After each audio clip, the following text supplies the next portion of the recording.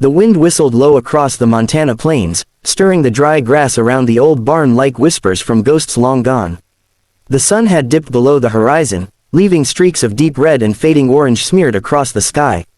Inside the barn, the smell of hay, sweat, and old leather hung thick. A single lantern swung slowly from a wooden beam, casting long shadows that moved like restless spirits across the floor.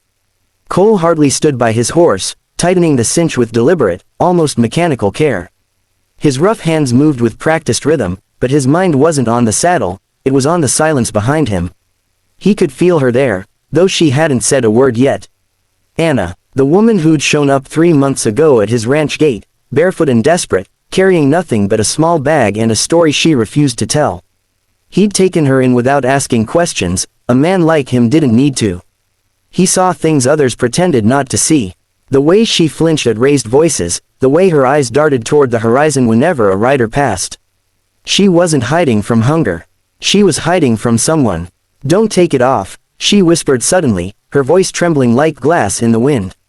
Just do it." Cole froze, his gloved hand still gripping the strap. Slowly, he turned his head toward her. She stood near the post by the door, wrapped in that same worn shawl she always wore, even in the heat. The lantern light caught the edge of her face, revealing a bruise fading to yellow along her jaw. He'd noticed it before, but she'd said she'd fallen from a wagon. He hadn't believed her then, and he sure didn't now. "Anna," he said quietly, his voice low and gravelly, "if I don't take it off, I can't help you." Her eyes darted to the ground. "You don't understand," she said quickly, voice breaking. "If they find out." "I already found out," he interrupted. His tone wasn't cruel, but it cut through her panic like a blade through cloth. Her breathing quickened. She backed up a step, clutching the shawl tighter around her shoulders. The fabric trembled against her grip. "You don't know what he'll do," she said, shaking her head. "You think you're saving me, but you'll just make it worse." Cole stepped closer, boots thudding softly against the wood. The shadows between them grew smaller with each step. "You've been running a long time," he said, his voice steady. "But you can't keep running forever." She turned her face away, tears starting to glisten in her lashes. "He said I belonged to him. That no one would touch me without paying for it." Cole's jaw tightened. "Then he's a coward." She looked up at him then, and for a moment, the fear in her eyes softened, replaced by something like hope, fragile, uncertain, but alive. When his hand reached for her shoulder, she didn't move. She only whispered again, almost pleading, "Please, Cole, don't take it off. Just do what you came here to do and forget what's underneath." He didn't listen. His fingers found the knot that held the fabric around her shoulder.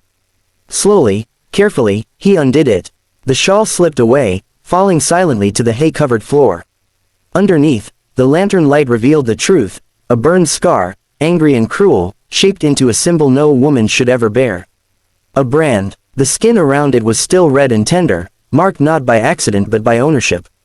Cole stared at it, his throat tightening, his stomach turning. "Who did this?" he asked quietly, though he already knew. She didn't answer. She didn't have to. The way her shoulders shook told him everything. Cole reached out, his rough fingers hovering near the scar but not touching it. "He did this," he said under his breath, more to himself than to her. "He thought he could own you like a horse." Anna covered the mark again with trembling hands, her voice breaking into sobs. "He said if I ever ran, he'd come for me. That no man could erase it." Cole's expression hardened. The silence between them stretched until the creak of the barn seemed to echo louder than ever. Then he said, calm and low, he was wrong. He reached for his hat, his movements slow, deliberate. "You stay here," he said as he turned toward the door. Anna's breath hitched. "Cole, what are you going to do?" He looked back only once, his eyes dark and unreadable in the dim light. "End it." Then he pushed open the barn door. The cold night wind rushed in, scattering the hay and snuffing the lantern's flame until only moonlight remained. The sound of his boots faded into the darkness, followed by the rhythmic beat of hooves heading toward town, toward the man who'd left his mark. The saloon was alive with noise that night, laughter, boots striking the floorboards, the clatter of poker chips, and the faint twang of a fiddle drifting through whiskey-soaked air. Lamps glowed dimly under a fog of cigar smoke, casting golden haze over a room full of men who'd spent too long without conscience. At the far end of the bar, Raymond Pike leaned back in his chair, a whiskey glass dangling from his fingers. He looked every bit the part of a man who thought himself untouchable, slick hair, polished boots, and a silver pocket watch gleaming against his vest. Around him, men laughed at his jokes because they feared the weight of his money and the power it bought. The saloon doors creaked open, and the laughter faltered. Cole hardly stood framed in the doorway, hat low over his brow, coat dark with trail dust. The night air still clung to him like the scent of storm. For a long moment, he just stood there, scanning the room. Then his eyes found Pike. Conversations died out one by one until the only sound left was the slow ticking of Pike's watch and the faint creak of the floorboards under Cole's boots as he walked forward. "Evenin', hardly," Pike said finally, his smile returning, thin and sharp. "You look like a man come here to do something foolish." Cole didn't answer. He walked straight to the bar, his hand brushing the handle of his gun but never drawing it.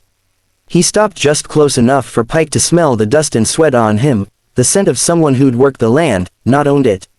"You heard her," Cole said quietly. Pike's smirk widened. "You'll have to be more specific. A man meets a lot of women in his time." Before anyone could blink, Cole's hand shot out, grabbing Pike by the front of his vest and slamming him against the bar hard enough to knock over bottles and send glass shattering across the floor. Gasps rippled through the room. "She's got your brand on her shoulder," Cole growled. "That's not something you forget." Pike's composure cracked for just a second, then he sneered.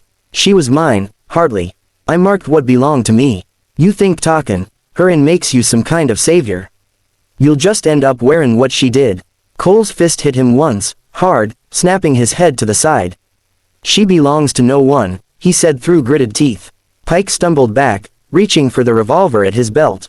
But Cole was faster. His hand came down on Pike's wrist, twisting until bone popped. The gun hit the floor with a dull thud. The crowd scattered as the two men crashed into a table, breaking it clean in half. Chairs splintered, whiskey spilled, and the whole saloon seemed to shake with the force of their struggle. Cole didn't fight like a man seeking revenge, he fought like one delivering justice. Each punch carried the weight of every scar on Anna's body, every tear she'd shed. Pike tried to claw his way free, snarling curses, but Cole pinned him down, blood running from his nose and lip. "Mark me now," Cole hissed, his voice low and cold. "Go on, try." Pike spat, wheezing, "You'll hang for this." Cole leaned closer. "Maybe, but you won't touch another soul." The saloon doors banged open and the sheriff rushed in, pistol drawn. "Enough," he barked. Cole froze, fists still clenched, chest heaving. Pike lay limp beneath him, face swollen and bloodied. The sheriff took in the scene, the broken tables, the shattered glass, the terrified crowd, and then met Cole's eyes. "You best tell me why I shouldn't throw you in a cell tonight," he said. Cole stood slowly, dusting the dirt from his coat. "Because I just stopped a man who thinks women are cattle." The sheriff looked down at Pike, saw the truth written in the branded metal pendant still hanging from his vest pocket, a small, cruel insignia that matched the one Cole had seen burned into Anna's skin. The sheriff's jaw tightened. "You'd better be gone before dawn." Cole nodded once. "No thanks, no excuses." He turned, pushed through the doors, and stepped into the cold air. By the time he rode back to the ranch, the sky was pale with morning. Anna sat on the porch, wrapped in her blanket, her eyes wide when she saw him dismount. He walked up slowly, every movement heavy with exhaustion. "You did it," she whispered, searching his face. He didn't speak. He just reached into his coat pocket and placed something in her hand, a small piece of scorched iron, broken clean in half. Anna looked down at it, tears spilling over. "Is it?" Cole nodded. "It's gone." She pressed the piece to her chest, her voice trembling. "What will you do now?" Cole glanced toward the horizon, the dawn light spilling across the open plains. "Keep ridin'," he said. "There's always another man like him somewhere. Might as well start lookin'."